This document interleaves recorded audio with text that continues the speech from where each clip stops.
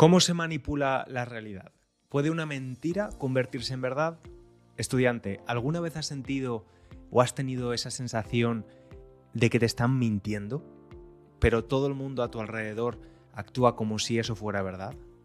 Quizás lo has notado viendo las noticias o en alguna conversación política o incluso en redes sociales donde una mentira repetida muchas veces empieza a parecer una verdad. Y ojo, que quiero dejar algo claro desde el principio. Este episodio no es un episodio de teorías de la conspiración, no vamos a hablar de reptilianos, no vamos a hablar de sociedades secretas ni de cosas raras. Aquí no hay conspiranoicos, vamos a hablar de hechos, de literatura y sobre todo de cómo el lenguaje puede ser usado o manipulado para influir en nuestra forma de ver el mundo. Y para eso vamos a hablar de un autor que reflexionó muchísimo sobre este tema. Un autor que te hace pensar en cosas como ¿quién decide qué es verdad? ¿Es posible manipular a toda una sociedad con palabras? ¿Podemos perder nuestra libertad sin darnos cuenta? Ese autor es George Orwell. Y probablemente hayas escuchado su nombre o el título de alguno de sus libros, 1984 o Rebelión en la Granja, dos obras que, aunque fueron escritas hace más de 70 años, parecen más actuales que nunca.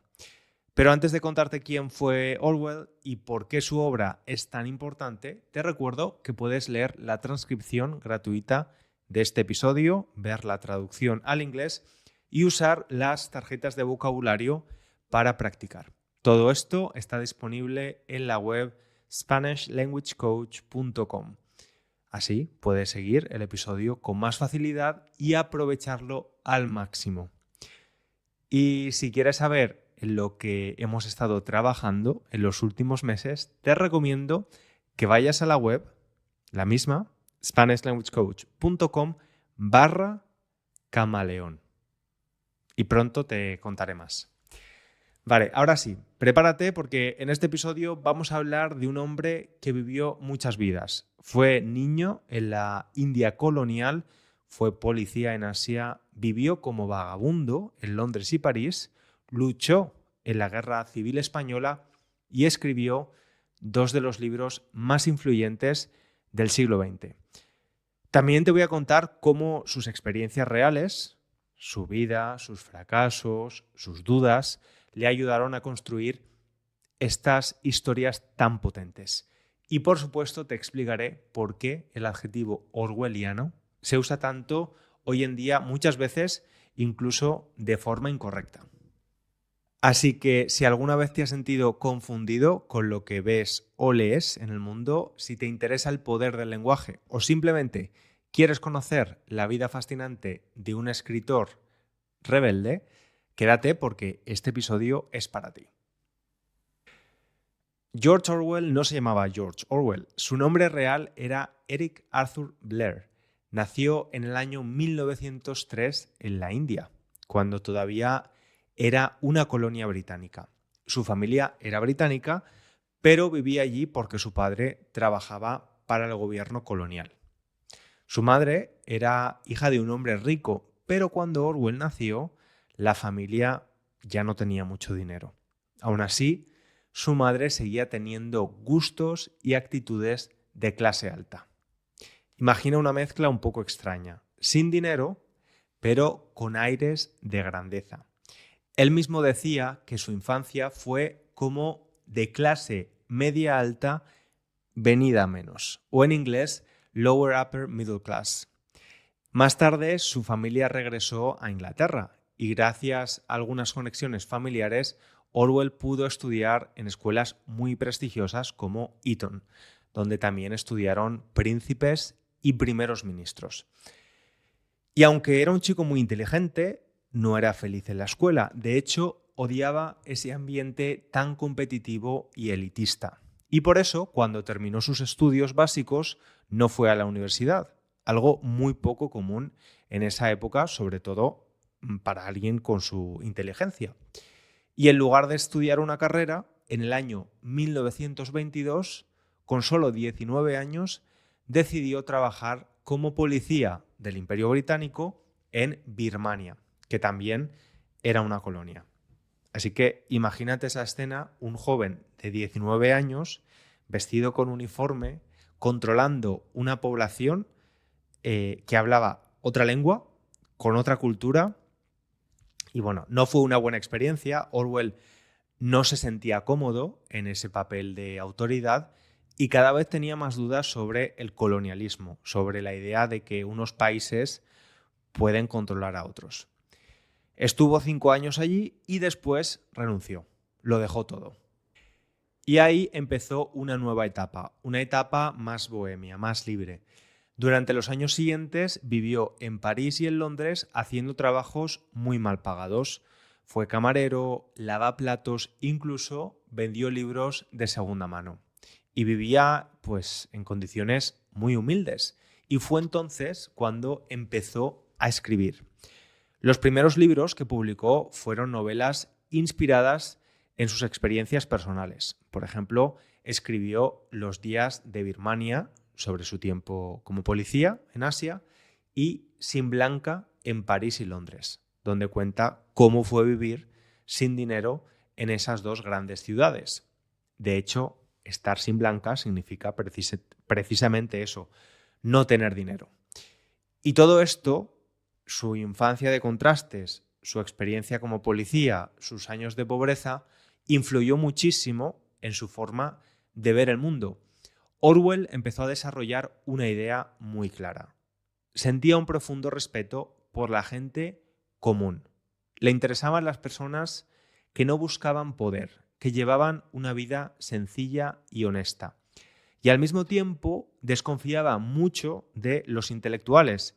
Le molestaba ese tipo de persona que habla bonito pero no hace nada, que tiene teorías pero nunca ha vivido una vida real.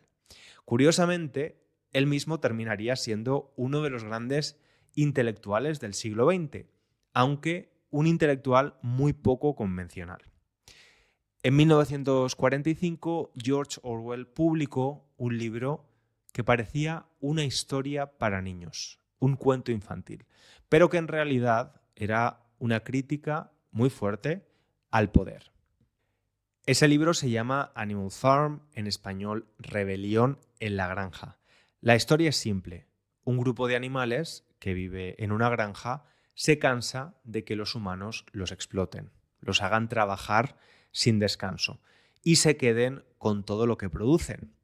Entonces organizan una revolución, expulsan al dueño de la granja y deciden gobernarse ellos mismos. Y la idea inicial pues suena muy bonita, ¿verdad? Libertad, igualdad, justicia para todos los animales, el sueño de una sociedad más justa. Pero poco a poco todo empieza a cambiar.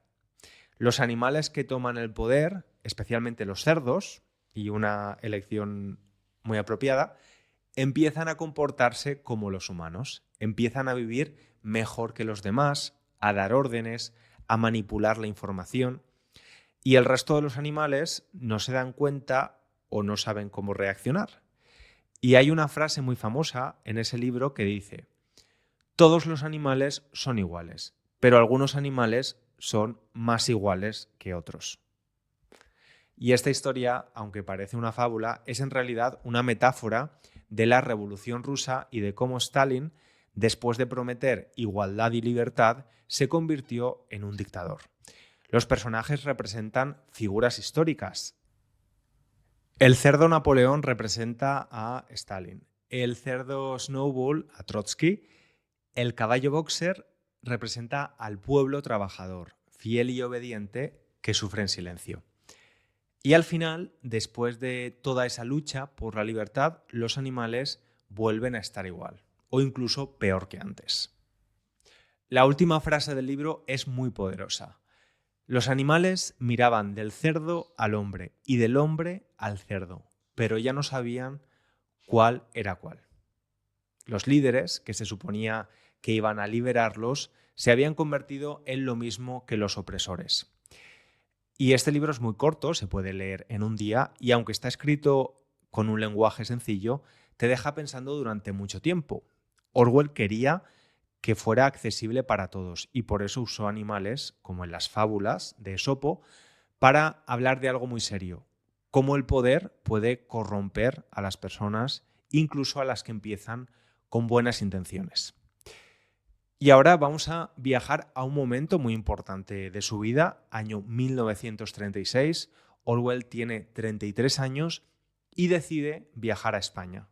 En ese momento, España está en guerra, una guerra civil entre dos bandos.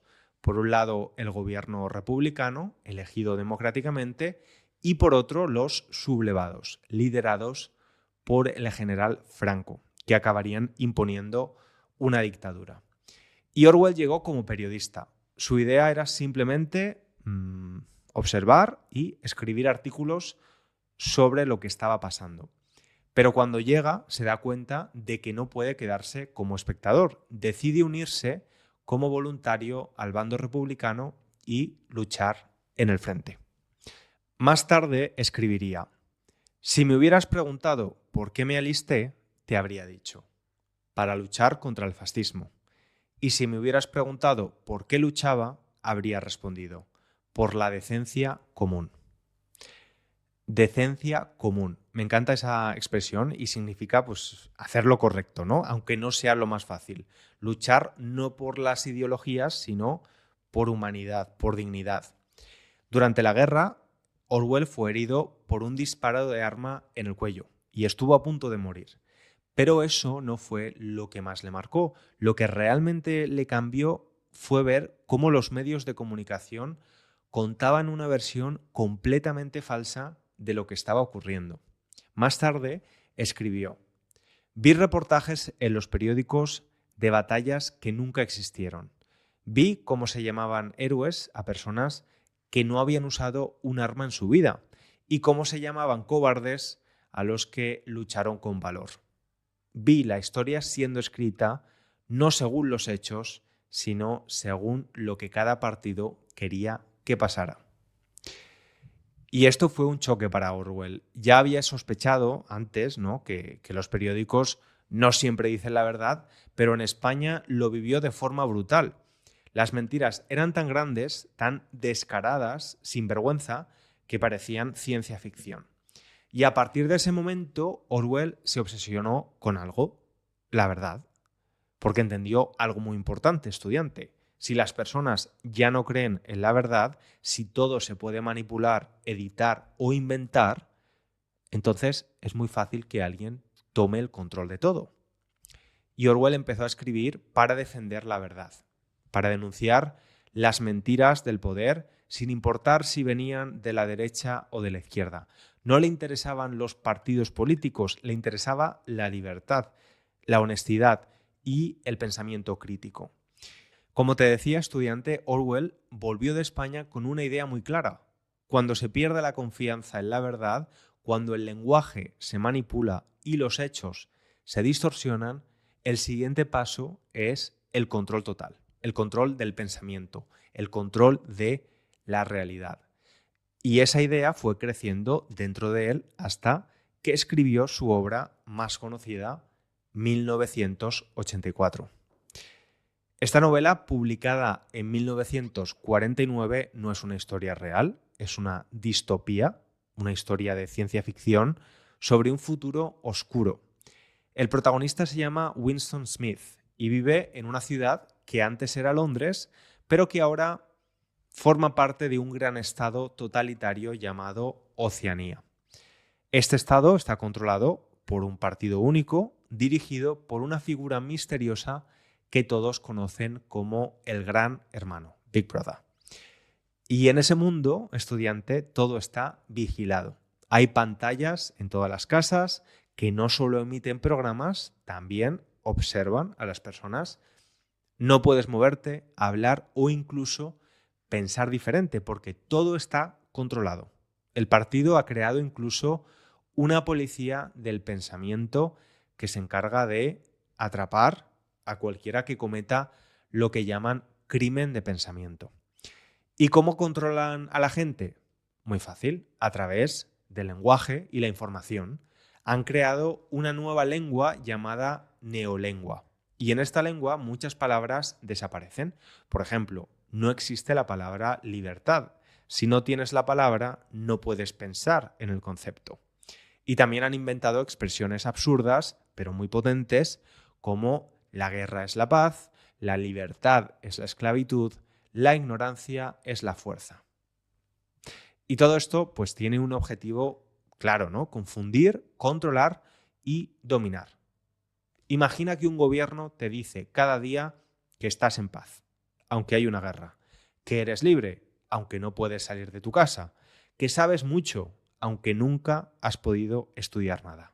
Pues poco a poco la gente empieza a aceptar esas contradicciones, empieza a vivir en una especie de doble pensamiento. Por un lado, sabe lo que ve, pero por otro lado, acepta lo que le dicen. A eso Orwell lo llama doble pensar. Winston, el protagonista, intenta rebelarse y escribe en su diario frases como "abajo el gran hermano", "down with Big Brother". Y ya no te digo nada más de la historia, no quiero contarte el libro entero. Sí que te diré que después de leer 1984, uno se queda con un nudo en el estómago. Es una historia dura, intensa, incómoda. Y por eso, desde entonces, se empezó a usar una palabra nueva para describir ciertas situaciones que parecen sacadas de ese libro. Esa palabra es orwelliano. Y usamos esta palabra para describir cualquier situación en la que hay un control extremo sobre la sociedad, donde el gobierno pues, manipula la información, el lenguaje y los pensamientos de la gente.